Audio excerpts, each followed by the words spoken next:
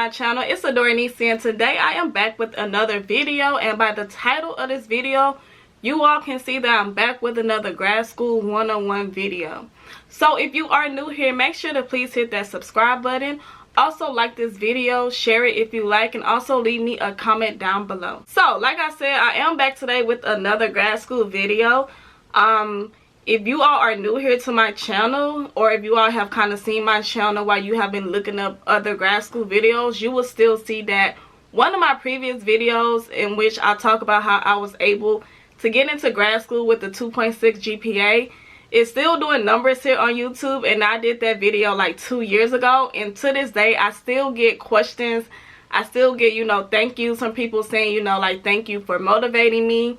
Thank you for letting me know, you know, that I probably, you know, can do this. And I also still get questions, and I also still get updates.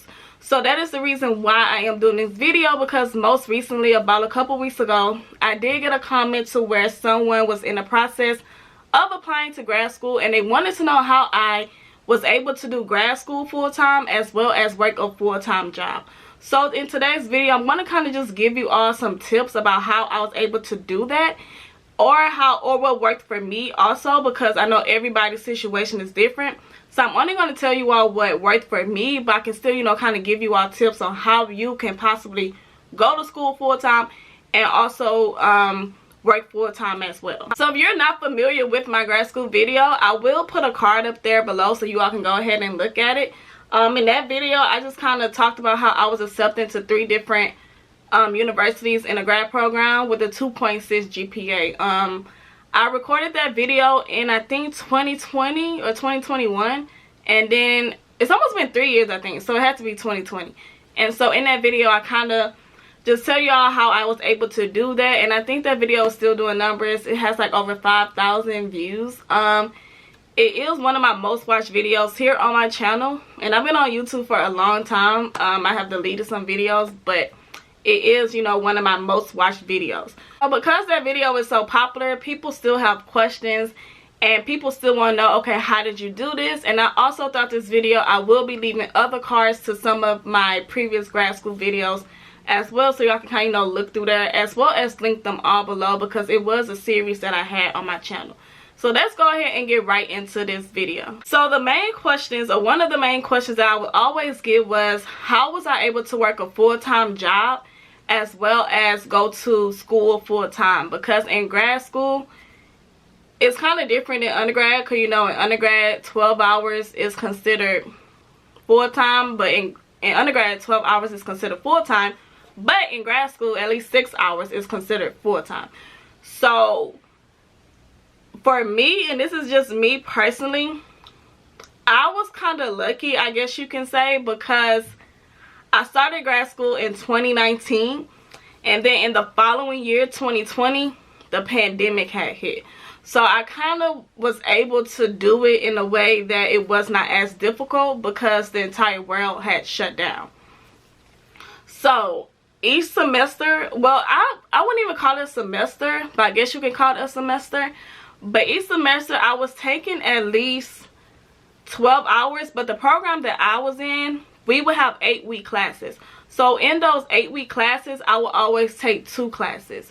And so sometimes I would possibly take 3. It just depends on what was available and what wasn't available, because I knew that I didn't want to be in school forever, because of course it costs money. And also I was just honestly just trying to hurry up and get through it. If you know me, you know that I do not like school. Despite me having 2 degrees, I am not a fan of school. I do not like doing work.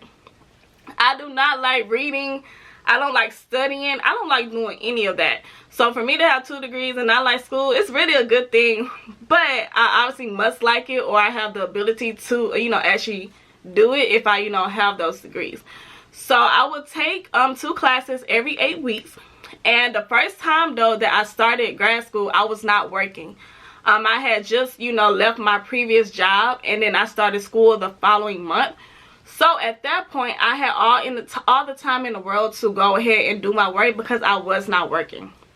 So I was able to do just school only. But as time went on, and, you know, the money started to run out, I was like, okay, I need to work.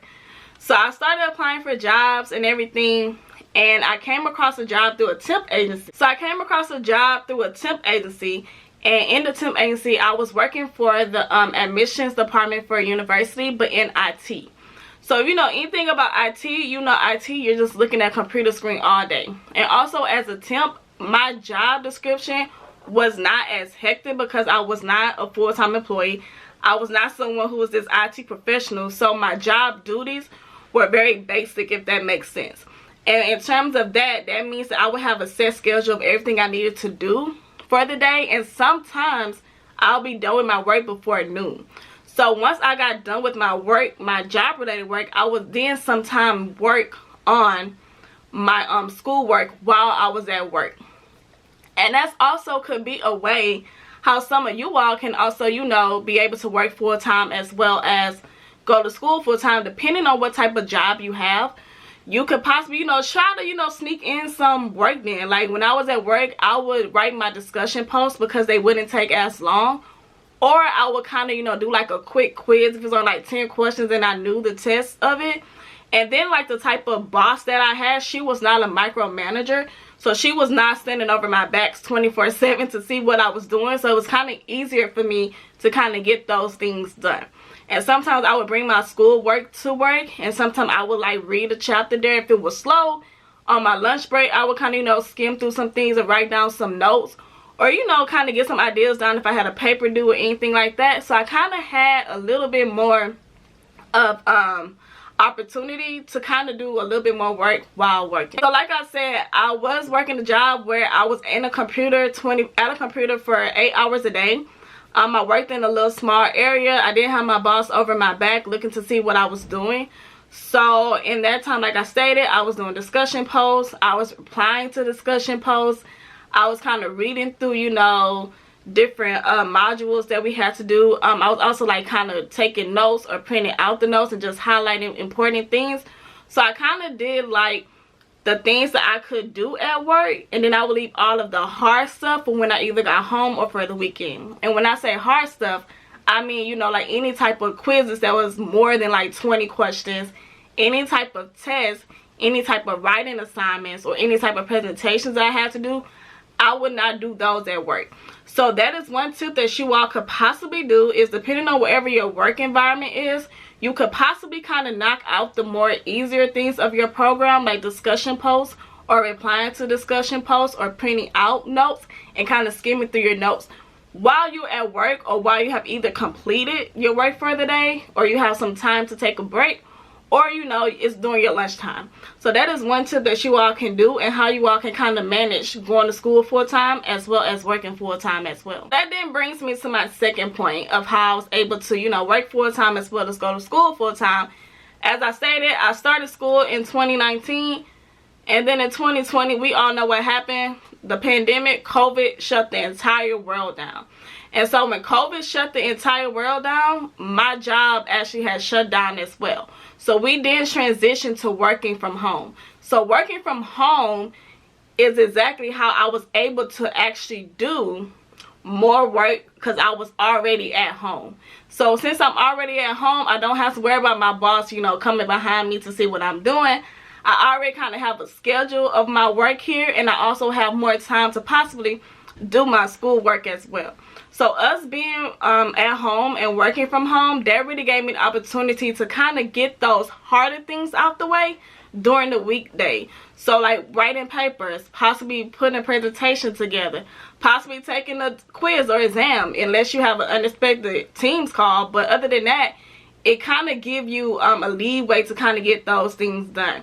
And so since we were at home, I was able to get a lot more work done because I had my books here. I had access to 2 computers. So when I was at work, I didn't have my own personal computer there. So that's why I could only do so much. So, but when we got home, I had my work computer stationed there, and I was also able to have my own personal laptop. So that way I was able to pull up my schoolwork on that computer and either, you know, get some essay writing done, doing discussion posts again, replying to discussion posts, taking a quick quiz, taking a longer quiz. It just kind of depends on how you're able to plan out your day when you're working. It's very possible to do it just really depends, you know, what type of job you work.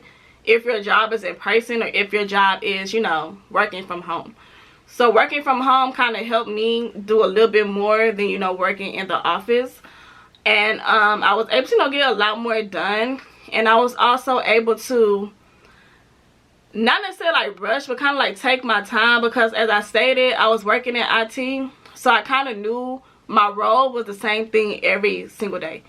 Every single day, Monday through Friday, I only did these things. And honestly, y'all, I would be doing my work before 9 o'clock, because that's what, you know, my job did. It didn't really take too long, because in that position, I was in charge of like downloading like test scores and transcripts to the system for the admissions department. But if you know anything about higher education, then you know sometimes they have slow months. So in certain months, not that many students are applying to colleges. They have already been accepted. So you don't have that many test scores to download. Like some days we'll have 0 test scores, or some days there'll be 0 applications. And since it's IT, everything is done by technology. So the system did all the work for me. I just really had to push a button. So that's really what I was doing. The only time I got sidetracked was when I had an unexpected Teams call. But still, I was able to, you know, kind of just maneuver and get my focus off my schoolwork, and then move my focus on to, you know, my real work, I guess you could say. So the last thing that helped me work full-time as well as go to school full-time, which is one of the most important things, and that is a planner. A planner is very important when working and trying to, you know, plan your life, or with school or anything like that. In undergrad, I rarely use a planner. I would try to use a planner, but I didn't really use it. It was just there. Like, I would write in it, but I really didn't open that thing after that. But if you're working full-time in grad school, you're going to need a planner. You're going to need a planner, so that way you can plan out when your tests are due, when your discussions are due, when your papers are due, when you have any type of presentations or anything like that. You need to know. And although my program was all online, and that's another thing, my program was entirely online. I did not go in person for classes at all. So that was also easier for me to handle as well. But I still needed a planner, so that way I can know when I have a test due. Because honestly, in grad school, it may be sometimes easier to forget about when something is due when your program is online, because you don't have that face-to-face interaction. So sometimes it may slip your mind that today is actually Thursday and your discussion is due by 11:59. So there has been times where I had to like scramble and write a discussion, because it can be a little bit more challenging for an online program. Because I know some people do not like online. They kind of like in person better. So it just kind of depends on you, but it also depends on you having a planner, so that way you're able to write everything down. And also your phone, set a reminder, discussion due at 11:59. I need to reply to a discussion. I need to do this quiz. You kind of just have to plan out your days to make sure that you get all of your school work done. So that is really what I did to help me with working full-time and going to, you know, school full-time. It really just depends, honestly, on the program and the person. As I stated before, my program was all online. So I never had to go into person. I was on my own schedule. The professors just let us know the due date. Everything else was up to you. And that is another point about grad school. In the beginning, even in undergrad, you're going to get your syllabus. You're going to know when your tests are due. You're going to know when your discussions are due. You're going to know when your papers are due. So once you have that schedule, you're able to actually plan ahead to make sure that you get all of your work done in a manner. And not only that, you can also work to make sure that you can do work before it's due. Like sometimes, since I was already ahead of my work, I would do work that was due the following week, and I would just go ahead. So that way, that week I had nothing to do. So if you do have a job that's kind of hectic in terms of you do not know what type of work day you're going to have, you may work one day at 7 p.m. you may get off at 9 p.m. It just depends. That's another thing that you all can, you know, utilize, is trying to do your work ahead of the time. Like, there were some people who would do their discussions for the entire 8 weeks. They would read up, do the discussions for the entire 8 weeks, so that way they could be ahead of the game. If you see that you have a 50-page paper due And by the end of the semester, start writing on that paper now. So if you plan to do your work ahead of time, it kind of gives you the leeway to do things so that it does not interfere with your job, and your job does not interfere with your schoolwork. Because at the end of the day, grad school can get hectic for some people. Depending on the program that you're in, it can be very time consuming. It can be very, you know, overwhelming at times. But you just have to kind of need to plan how you're going to do this. I think that would be the main thing to get you all to work full-time and go to school full-time. You have to see what your life looks like to see if you can do that. And if you cannot go to school full-time, then maybe you only can do part-time. Maybe instead of taking 3 classes, maybe you're only able to take 1 class. And however, you possibly could even, you know, take more classes the more you get accustomed to grad school and the more you know what you can handle. Do not try to overwork yourself or try to finish your program in 1 year or 2 years. You kind of have to do it to where you see your schedule. You cannot overwork yourself if you're already working full-time at a job. You do not need to come home trying to scram or get in 4 classes of work. It's just going to be too much. So you have to do what's best for you. And what was best for me was a little bit easier because, as I stated, I was working from home for a year. And so I was just able, you know, to do it a little bit more. And once I left that job from working from home, I had already graduated. So I didn't, you know, at that point I didn't have to, you know, worry about any more schoolwork. So yeah, I hope you all enjoyed this video. If you all have any other questions, please leave them down below. I will make sure to answer them. If you don't want to see any more videos about grad school, then just let me know. I will be linking the cards throughout the video of my previous video, as well as linking them down below. But I really do hope you all enjoyed this video. Please don't forget to hit that subscribe button. Also give this video a thumbs up and share this video if you like. And I will see you all in my next video.